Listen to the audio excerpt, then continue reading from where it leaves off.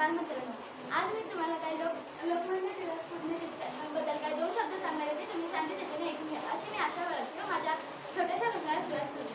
क्रांतीची मशाल पेटली, स्नेहाची स्नेह गर्जना गरजली. क्रांतीची मशाल पेटली, स्नेहाची स्नेह गर्जना गरजली. स्वातंत्र्याची नवी प्रेरणा, स्वातंत्र्याची नवी प्रेरणा टिळकांनी जनतेला दिली.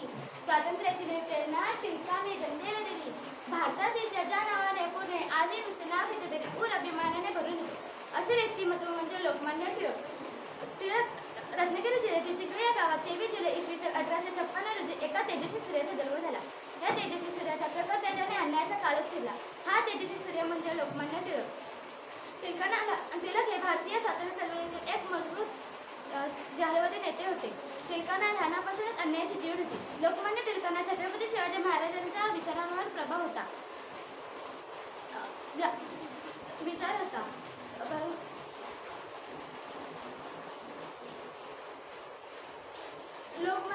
लोकमान्य टिळक हे भारतीय स्वातंत्र्य चळवळीचे एक मजबूत नेते होते.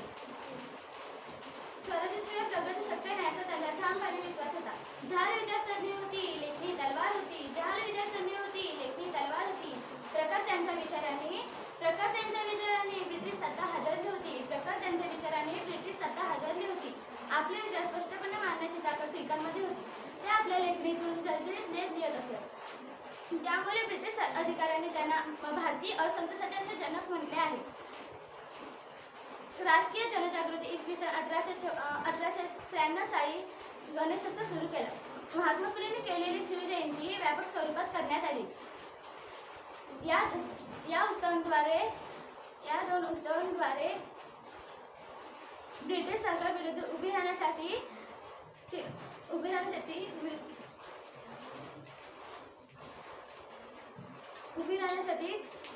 जागृत करणे हे टिळकांचे वैशिष्ट्य होते. समोर अंधार असले तरी त्या पलीकडे उजेड आहे हे लक्षात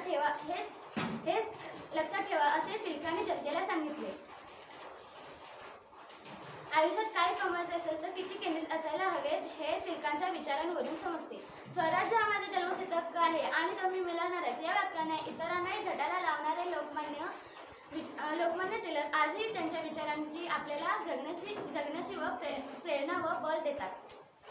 म्हणून मला असे म्हणावेसे वाटते की लोकमान्य झालात तुम्ही भूत भविष्य आणि वर्तमानी. लोकमान्य झालात तुम्ही भूत भविष्य आणि वर्तमानी.